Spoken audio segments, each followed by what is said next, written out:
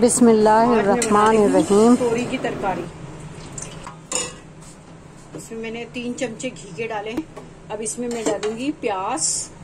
घी हमारा हो गया, तेल हमारा हो गया गरम। अब इसमें मैं डालूंगी, ये मैंने 2 बड़े प्याज लिए थे, इनको मैंने स्लाइसेस कर लिए हैं। और ये थोड़े से सॉफ्ट होंगे तो फिर मैं इसमें जीरा, ये 1 चाय की चमची जीरा और 1 चाय का चमचा दाना मेथी। इससे बड़ा मजेदार मछली का टेस्ट आता है, तो आप भी डाल के देखिएगा, बड़ा अच्छा होता है, जबरदस्त होता है।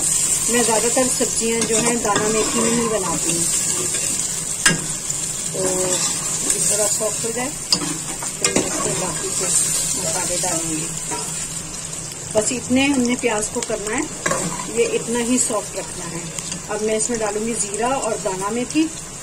ये थोड़ा सा इसके अंदर इसको सौते करके पका के,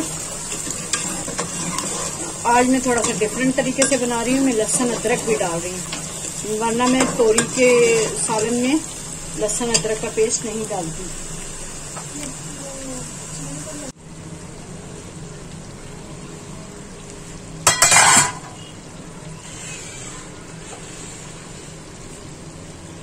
ये मैं भिंडी डाली। बिस्मिल्लाहिर्रहमानिर्रहीम। अब मैंने इसके अंदर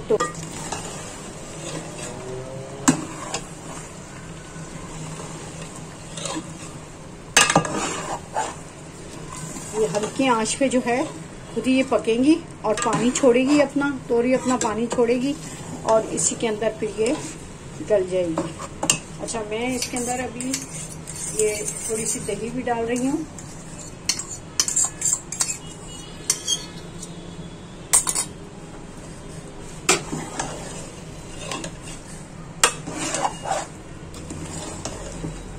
बस अब जब ये थोड़ा सा गर्म होगी तो अपना पानी छोड़ेगी और इसी पानी में तोरी गलेगी।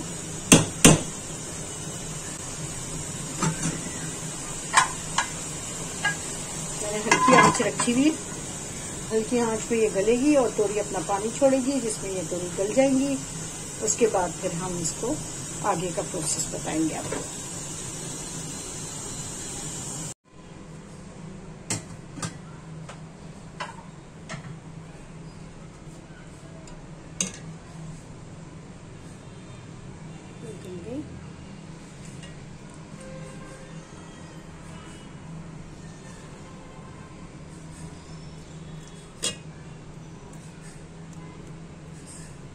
तैयार है।